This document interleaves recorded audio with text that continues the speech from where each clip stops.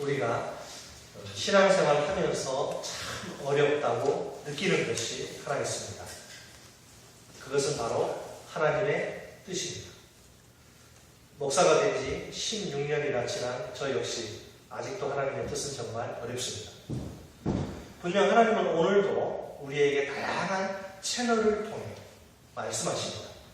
당신의 뜻을 보여주십니다. 어떤 때는 기록된 하나님의 말씀이 성경을 통해서 말씀하십니다. 또 어떤 때는 각자가 처한 환경을 통해 말씀하십니다. 또 어떤 때는 주위에 있는 가까운 사람들을 통해 말씀하십니다. 또 어떤 때는 성령의 내적인 감동을 통해 말씀하십니다. 물론 어떤 채널을 통해서 말씀하시느냐 하는 것은 우리가 선택할 수 있는 것이 아닙니다. 그것은 전적으로 하나님의 손에 달려 있습니다. 어떤 사람에게는 주로 말씀을 통해서, 또 어떤 사람은 환경을 통해서, 어떤 사람은 또 주변 사람들을 통해서. 우리가 할 일은 하나님의 뜻을 잘 깨닫고 순종하는 것입니다. 오늘 본문에는 유럽의 최초로 복음이 전파되게 만든 결정적인 한 가지 사건이 기록되어 있습니다. 그 사건은 사도 바울이 환상 중에 본 마게도니아인의 절박한 요청입니다. 하나님은 유럽의 복음화라는 그 위대한 계획을 성취하시기 위해 바울의 삶을 세밀하게 인도하십니다. 두 파트로 나눠서 생각해 볼 텐데요. 한번 따라서 합니다. 첫째로 하나님의 일꾼은 영적인 분별력이 있어야 한다. 영적인 분별력입니다. 첫째는 우리가 잘 알듯이 바울은 3차에 걸쳐서 전도여행을 실시합니다. 사도행전 15장 36절부터 이제 그의 2차 전도여행이 시작됩니다. 그는 신라와 함께 이제 수리아, 길리기아로 다녀가며 교회들을 견고하게 합니다. 그리고 더베와 루스드라 지역에서는 디모데를 동역자로 했습니다. 그리고 그와 함께 여러 성으로 다니며 복음을 증거합니다. 그 결과 이제 여러 교회가 그 믿음이 더 굳건해지고 또 그 수도 날마다 늘어납니다. 한마디로 말해서 바울의 사역에 풍성한 열매가 맺힌 것이죠. 자, 그런데 오늘 본문에 딱 이러면 갑자기 분위기가 확 달라져요. 아주 싸해집니다. 바울의 사역에 브레이크가 그것도 급 브레이크가 걸립니다. 자, 놀라운 것은 이 브레이크를 거는 주역이 마귀가 아니라 하나님이라는 사실입니다. 한 번도 아니라 두 번씩이나 말입니다. 자, 본문 6절 상반절 말씀을 보세요. 자, 성령이 아시아에서 말씀을 전하지 못하게 하시거든요. 자, 계속해서 7절 하반절 말씀입니다. 예수의 영입니다. 성령이죠. 성령이 허락하지 아니하시는지라. 여러분, 하나님이 복음 증거 사역을 강행하시나요? 이게 도대체 말이나 되는 일입니까? 자, 구체적인 언급이 지금 여기 없어서 방해가 정확히 무엇인지는 알 수 없어요. 다만 성령의 일반적인 역사에 비춰볼 때 몇 가지를 추측해 볼 수는 있습니다.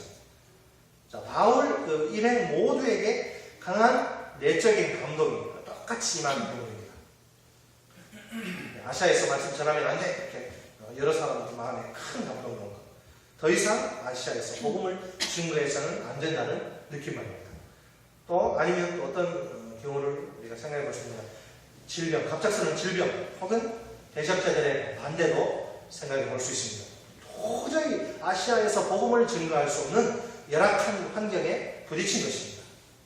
아니면 그리스도인의 예언도 예상할 수 있습니다. 그 당시에는 기록된 성경이 없었기 때문에 예언을 통해서 말씀하신 하나님께서, 그래서 이제 예언의 은사가 있는 어떤 그리스도인이 아시아에서 복음을 증거하는 것을 당장 중단하라, 이런 하나님의 말씀을 직통 계시를 받아서 바울 일행에게 증거하는 것일 수도 있습니다. 어쨌든 중요한 것은, 뭔지는 모르지만 어쨌든 중요한 것은 지금 하나님이 바울 일행의 사역의 길을 막으신다는 사실입니다. 우리가 여러분 만약에 중국으로 당일성경 가면 하나님 못 가게 하고 이럴 수 있거든요. 자, 그때 그 마음이 어떨까요? 아주 지금 당혹스럽게 짝이 없는 하나님의 방해가 아닐 수 없습니다. 이 방해 앞에서 바울 일행은 어떻게 반응합니까? 이제는 복음 증거 다 그냥 포기하고 그게 아니라 유턴한 방향 전환을 시도하죠. 이제 먼저 아시아에서 계속 아시아만 생각했는데 아시아에서 눈을 돌려요. 그리고 그 대신에 부르기아, 갈라디아 땅으로 다 유럽인데요. 부르기아, 갈라디아 땅으로 다녀가서 무시아 앞에 이릅니다. 거기서 또 비두니아로 가려고 이랬습니다. 왜 비두니아로 가려고 합니까? 이 비두니아에는 아주 고도 문명화된 헬라의 여러 도시들이 있기 때문입니다. 그런데 이 일마저도 예수의 영의 성령의 방해로 실패를 못합니다.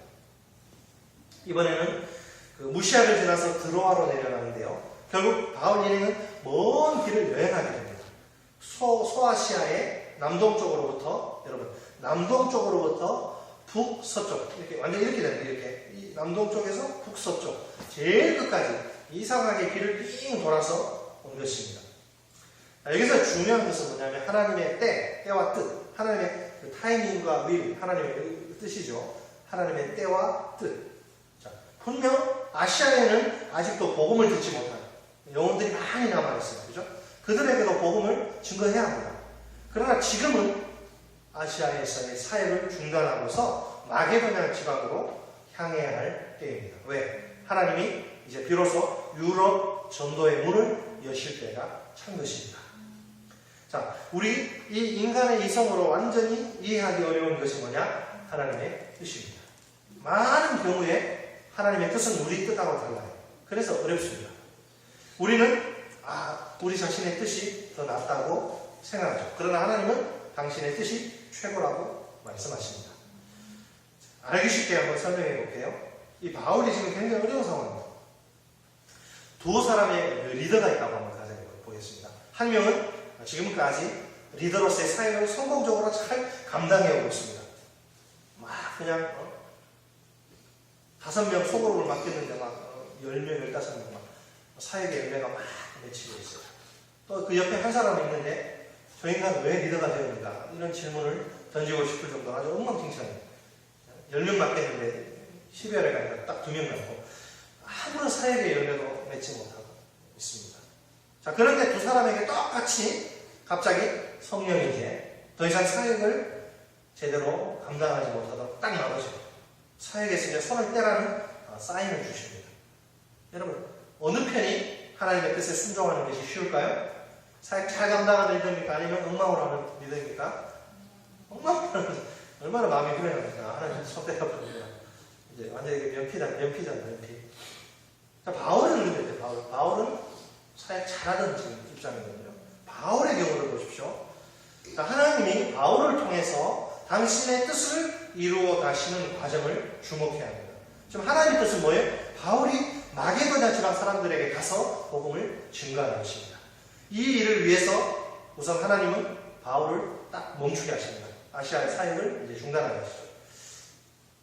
자, 그러니까 사역이 성공적으로 이루어지고 있든지 그렇지 않든지 때로는 스탑, 중단하는 것이 하나님의 뜻일 수 있습니다. 자, 왜 중단케 하시느냐? 바울을 보면 하나님이 새로운 사역을 위해 그렇게 우리를 인도하실 수 있습니다. 바울이 아시아에서 얼마나 기적들이 많이 일어났습니다. 자, 이때 하나님의 뜻에 순종하기 위해서는 영적인 분별력이 있어야 합니다. 사역에 지금 사역에 자꾸 브레이크가 걸리는데 이게 마귀로부터 온 것인지 아니면 하나님으로부터 온 것인지를 정확히 파악할 수 있어야 합니다. 새로운 사역의 길로 인도하시려는 하나님의 뜻인지 아니면 사역을 아주 망하게 하려는 마귀의 고도의 출첵인지를 분간할 수 있어야 합니다. 평소에 기도를 많이 해야지 아는 거예요. 자, 하나님의 뜻인데도 그걸 몰라서 자기 고집을 부리고 계속 사역을 붙들고 머뭇거렸으면 안 되는 거예요. 계속 내가 너무 재밌단 말이에요. 계속 메어다니고 싶어도 하나님이 막으시면 중단해야 됩니다. 반대로 악한 마귀의 계략인데도 그걸 몰라서 사역을 포기하면 그 역시 안 되는 거예요. 주위 모든 사람들이 야 때려치라고 소리쳐도 하나님의 뜻이 아니면 계속 밀어붙여야 돼요. 따라서 합니다. 둘째로 하나님의 일꾼은 실천력이 있어야 합니다. 오늘 설교를 딱 2가지만 기억하시면 영적인 분별력과 뭐? 실천력. 깨닫고 손과 발을 놀리라는 거예요.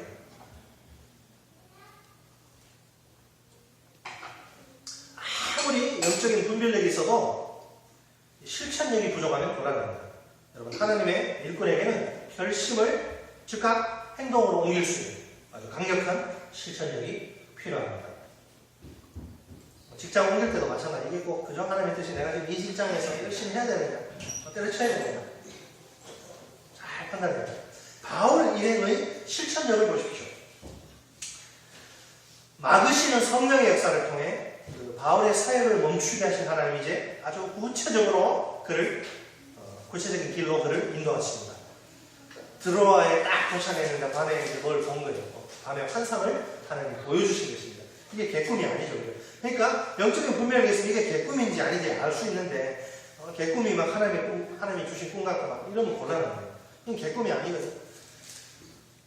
꿈에 한 사람이 아주 불쌍한 표정을 지으면서 마게도냐 사람 하나가 서가지고 막 소진하면서 제발 마게도냐로 건너와서 우리를 도와주십시오. 이걸 본 거예요, 바울이. 자, 여기 지금 마게도냐로 건너와서 우리를 도우라. 겉으로 볼 때는 간청인 것 같죠? 근데 지금 이 동사를 보니까 명령입니다. 뭐냐면 도저히 거부할 수 없는 강한 명령으로 지금 이야기하는 거예요. 도와야 된다. 이게 must, have to 이거죠. must, may도 아니고 must. 반드시 해야 돼. 자, 이제 바울이 여러분 꿈자리가 뒤숭숭하니까 이런 꿈을 꾸니까 바울이 꿈자리가 뒤숭숭하네. 아침에 일어나서 이제 그 동료들 불러놓고 야, 내가 밤에 이런 이상한 꿈을 꿨다. 이게 도대체 뭐를 의미냐? 이제 머리를 맞대고 함께 의논하는 거죠. 그래서 이제 막 그 사람들 영적으로 깨어있는 사람들이잖아요. 그러니까 막 꿈을 꿔도 그냥 영적으로 비리비리한 사람하고 이야기하는데 영적으로 깨어있는 사람하고 어떤 결론에 도달하느냐면 야, 지금 그 예사로운 꿈이 아니고 하나님 주신 꿈인데 마게도냐인들에게 지금 복음을 전하자고 우리를 부르시는구나. 이런 결론에 이렇게 도달하는 거예요. 그래서 그들은 즉시 이제 마게도냐로 떠나기를 힘씁니다. 이것은 하나님의 뜻에 대한 즉각적인 순종입니다. 조금의 주저함이나 망설임도 없이 결심을 행동으로 옮기는 실천력입니다. 여기서 우리는 하나님의 이중적인 인도를 볼 수 있어요. 자, 성령은 바울 일행이 어떤 방향으로 가는 것을 금지하시죠. 그 대신 다른 방향으로 가도록 요청하십니다. 이중적인 인도적으로. 우리에게도 마찬가지예요. 우리에게도.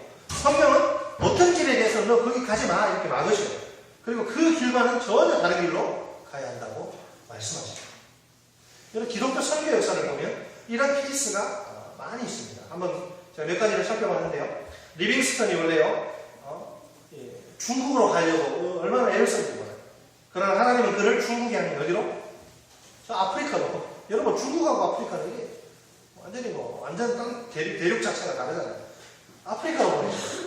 윌리엄 캐리 아시죠? 윌리엄 캐리는 인도 선교의 아버지인데 원래 인도는 생각도 안 했던 사람.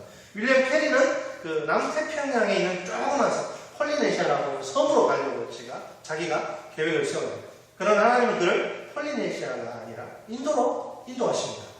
저드슨 먼저 인도로 가는데 하나님께서 그를 미얀마로 이제 그를 이끄십니다.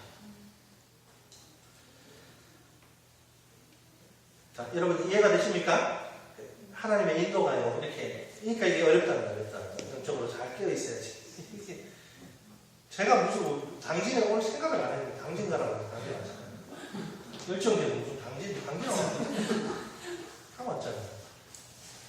자, 그런데 하나님의 인도라고 하는 것은요, 이런 환경적인 것뿐만 아니라 이성적이고 합리적인 것도 포함해요. 예를 들면 우리가 내가 지금 처한 상황에 대해서 심사숙고하는 것입니다. 말씀의 거울 앞에 우리의 상황을 비추어 보며 곰곰이 생각하는 것이죠.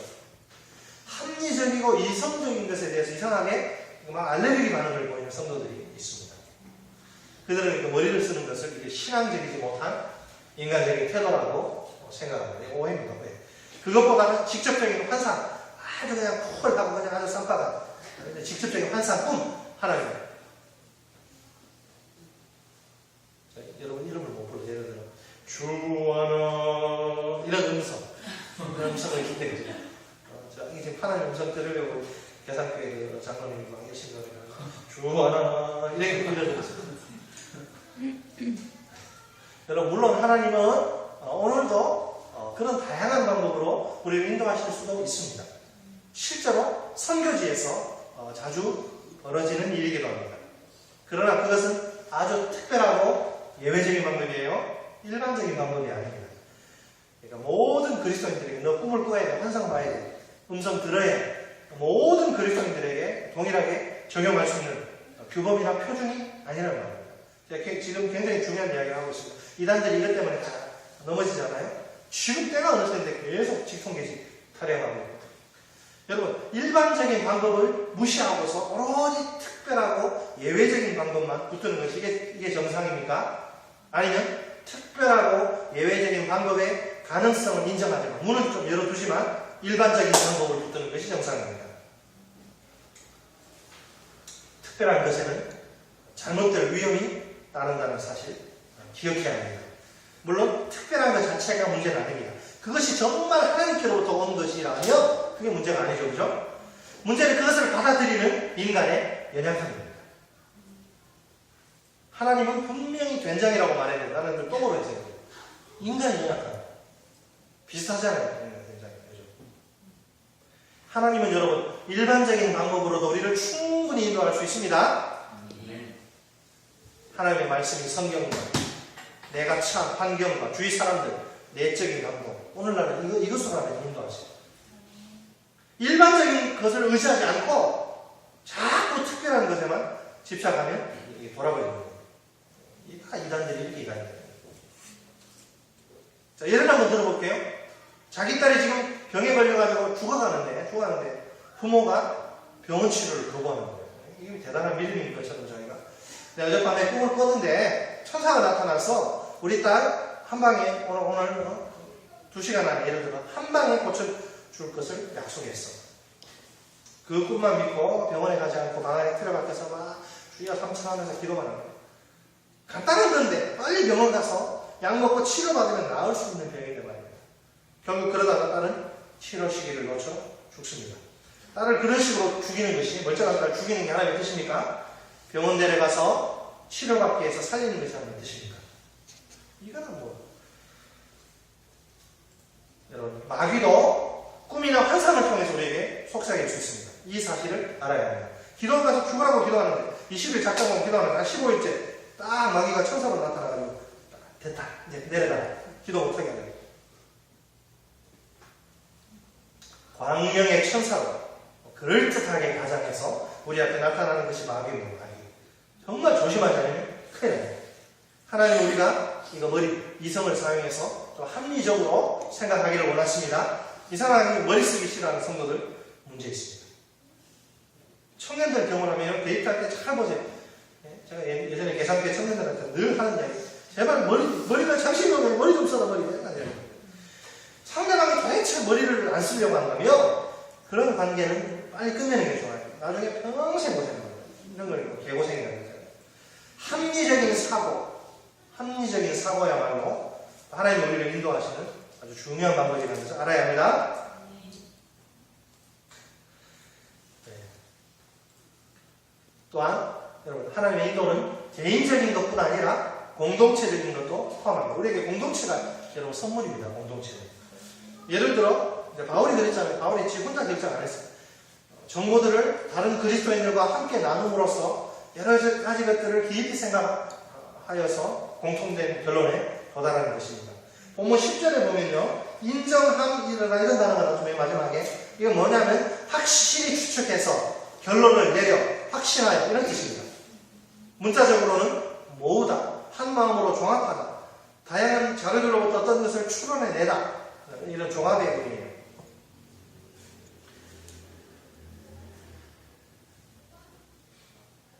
여러분 환상을 본 것은 바울이라는 개인이죠. 그죠? 바울 지 혼자 봤어요. 이 환상은 바울만 봤어요. 다른 사람들 환상에 대해서 바울이 말하지 않으면 몰라요. 그러나 바울은 독단적으로 결정하지 않습니다. 다른 형제와 이 환상에 대해서 이야기합니다. 디스커션을 한 거죠. 토론하고 어떻게 하면 좋겠느냐 의논했어요. 마침내 결론에 딱 도달한 거예요. 여러분 자기 문제를 가지고 혼자서 그냥 입을 뒤집어 쓰고 끙끙 앓는 성도들이 한국 교회에 많았습니다. 도무지 다른 그리스도인들과 나누려고 하지 않아요. 기도 제목 내라고 하면 맨날 뻔한 기도 제목. 자기 속 이야기 안 해요. 다른 그리스도인들이 내 문제에 대해서 의견을 제시하고 이건 듣기 싫다는 거예요. 그러니 5년, 10년 같은 교회에서 신앙생활해도 저 사람이 뭐 먹고 사는지도 모르고 직업이 뭔지도 모르고 요새 무슨 고민이 있는지도 몰라요. 그건 그리스도의 공동체가 아니에요. 바람직한 태도가 아니라는 거예요. 주위에 다른 그리스도인들과 함께 의논할 수 있어야 합니다.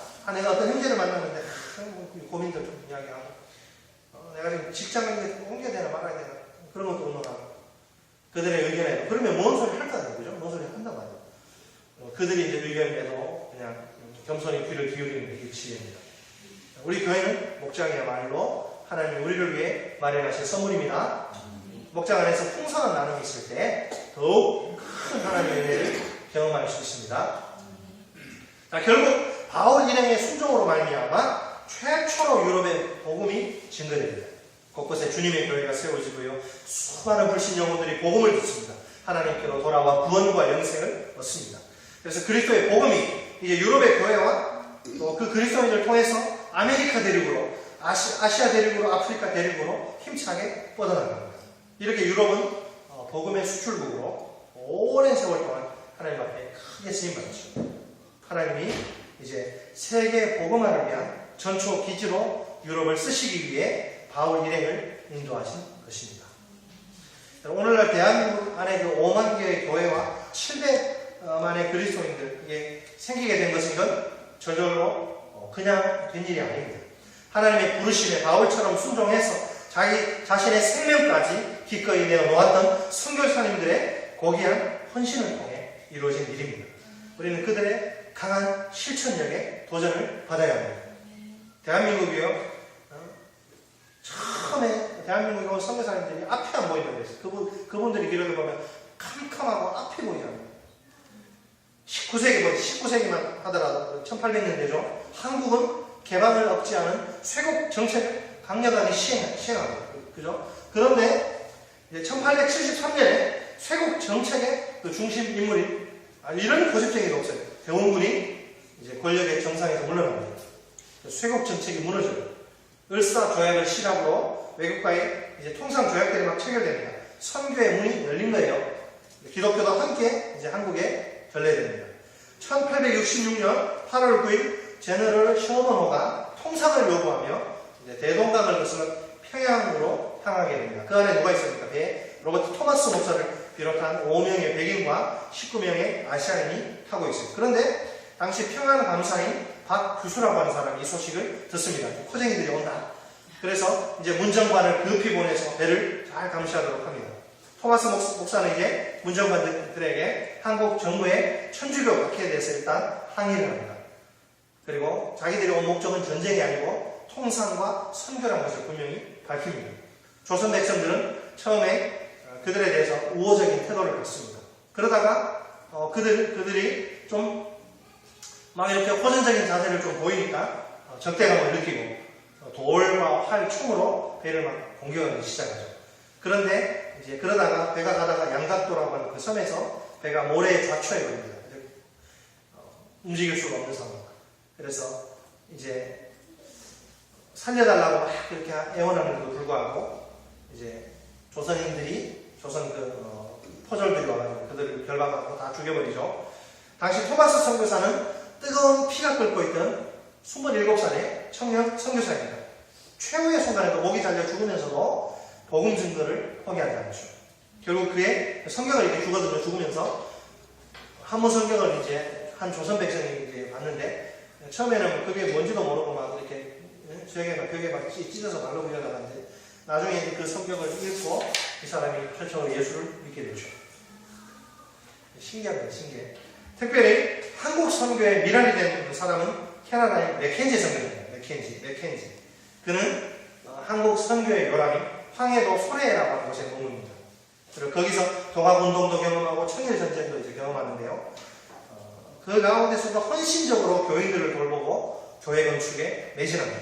그러다가 1895년 6월에 죽고 말아요.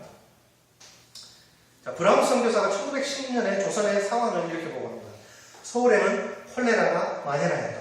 한국인들은 이 재난이 몸속으로 파고 들어가서 심장을 향해 갉아먹어 들어가는 귀신 쥐들이 야기시키는 것이라고 믿었다. 여러분 얼마나 미개합니까? 귀신 쥐가 사람들에게 들어가서 사람을 죽이는 콜레라인데 콜레라가 귀신 쥐의 장난으로 이렇게 믿었다는 거예요. 콜레라가 다 퍼져서 다 죽어나가는 그런 상황. 이런 여러분 위기의 상황에서 누가 한국 사람들과 함께 고락을 나눌 수 있을까요? 한국인들을 위해서 발벗고 나서 사람들이 누구냐? 개신교 선교사들입니다. 그런데 맥켄지의 죽음은 결코 헛되지 않습니다. 그의 죽음은 캐나다를 선교의 잠에서 깨웁니다. 캐나다 교회는 1897년 10월에 한국 선교를 정식으로 결정합니다. 그래서 그 다음에는 그레슨 선교사, 맥레 선교사, 쿠트 선교사 등이 입국합니다. 한국의 선교 현장을 직접 목격한 브라운 선교사는 이렇게 말합니다. 가난하고 천대받은 보잘것없는 이 나라가 이제 비기독교 국가들 중에서 복음화되어 더 거대한 사역을 위해 하나님께 쓰임받는 최초의 국가가 될 것처럼 보인다. 여러분, 그 당시 이 땅에 들어온 대부분의 선교사들은 별 볼 일 없는 시시한 사람들이 아닙니다. 자기 나라에 있으면 뭐 할 일 없는 그런 백수들은 아닙니다. 그들은 고학력 엘리트들입니다. 사회에서 그들의 직업을 보니까 사회에서 인정받는 훌륭한 대학 출신에다가 전문 직업인들, 의사, 변호사, 교수들입니다. 자기 나라에서 그냥 가만히 있으면 남부럽지 않은 행복한 삶을 살 수 있는 충분한 자격과 조건과 능력을 갖춘 사람들, 뭐가 부족하고 아쉬워서 미개한 백성들이 가득한 이 땅을 찾아와야 합니다. 태평양을 건너서 한 달 이상 배를 타고 그 배멀미에 왜 안정적인 장래와 경제적으로 풍요한 생활을 포기하고 문명화되지 못했을 뿐 아니라 각종 질병이 들끓는 위험한 이 땅에서 시간과 열정과 생명을 바쳐야 합니다. 양화진 묘지 한번 가보세요. 그 애기 무덤들이 얼마나 많습니까? 애기들이 면역력이 약하니까, 그죠? 콜레라에 이질에 걸려 다 죽고, 그 애들 자기 손으로 먹고, 자기도 죽고. 여러분, 선교의 원형은 누구입니까? 선교의 원형은 예수 그리스도입니다. 그분은 오실 필요가 전혀 없는데 이 땅에 오셔요. 고난당하실 이유가 조금도 없으신데 고난당하십니다. 죽으실 필요가 아예 없으신데 온 인류의 죄를, 내 죄를 대신 담당하신 채 십자가의 하나님의 저주를 받고 피 흘려 죽으십니다. 그 이유는 단 한 가지. 우리 죄인들을 향한 놀라운 사랑입니다. 놀라운 사랑 찬양하리라. 우리를 위해 생명 주셨네. 떠날 필요가 전혀 없는 성도들이 복음 때문에 떠납니다. 고생할 필요가 없는 젊은이들이 그 가슴에 복음의 영광과 감격이 넘쳐서 선교지에서 어떤 고생도 만하지 않고 풀것 같은 삶을 삽니다. 민주주의는 피를 먹고 자라듯이 예수 그리스도의 복음 역시 생명을 투자하지 않고서는 전파될 수 없습니다. 복음은 증인들의 피와 땀을 요구합니다. 아직도 이 땅 위에는 19세기 조선의 상황과 비슷한 국가들이 많이 있습니다. 그런 국가들은 복음의 문이 거의 닫혀 있는 곳입니다. 대부분의 국민들이 복음을, 예수를 한 번도 들어보지 못한 것입니다. 어쩌면 죽을 때까지 복음을 접할 수 없을지도 모릅니다. 그러나 그 땅에도 하나님의 나라가 임해야 합니다. 구원 얻을 하나님의 백성들이 일어나야 합니다. 그 영혼들도 주 예수 그리스도의 복음을 들어야 합니다. 그 땅의 많은 불신 영혼들이 우리를 향해서 이렇게 소리치고 있습니다. 건너와서 우리를 도우라. 신앙생활을 시작하면서부터 복음을 위해서 희생하고 헌신하는 법을 배워야 합니다. 타인의 유익을 위해서 자신의 소중한 시간과 물질과 젊음을 바치는 훈련을 해야 합니다. 지금은 내가 해야 할 일이 정말 많아서 정신없이 바쁘니까 나중에 애들 좀 키우고 여유 생기면 생각해 보겠다고 말하고 싶습니까? 나중에는 할 수 있을 것 같습니까? 오늘은 우리의 날일지 몰라도 내일은 우리의 날이 아닐 수 있습니다. 오늘날 수많은 사람들이, 그죠? 수많은 이 땅의 아빠들이 이제 하루 일과를 마치고 이제 집에 와서 가족들하고 이제 TV 보고 이제 잠자리에 누워서 굿나잇, 얘들아 잘자, 내일 보자. 그 다음날 눈 뜨지 못하는 가장들이 얼마나 많습니다. 죽는 거예요. 아침에 일찍 이제 자기 사랑하는 와이프와 또 아이들에게 이제 키스 뽀뽀하고 아빠 잘 갔다 올게. 너희들 엄마 말씀 잘 듣고 있어. 집을 나갔다가 돌아오지 못한 사람들이 얼마나 많아. 오늘은 우리 날일지 몰라도 내일은 우리 날이 아닐 수 있습니다. 몸이 좀 아파가지고 병원 갔더니 췌장 아니래요. 그래 죽는 사람들이 있고. 내일 우리에게 무슨 일이 일어날지 모르는데 어떻게 나중을 장담할 수 있을까요? 우리에게 말씀을 맺겠습니다. 우리에게 영적인 분별력과 실천력이 필요합니다. 우리의 삶을 인도하시는 하나님의 손길을 잘 분별하고 순종해야 합니다. 새로운 사역으로 인도하시는 것이 분명하다면 그 일을 위해서 중단할 것은 중단해야 합니다. 포기할 것은 포기해야 합니다. 진리 앞에서 결단을 내려야 합니다.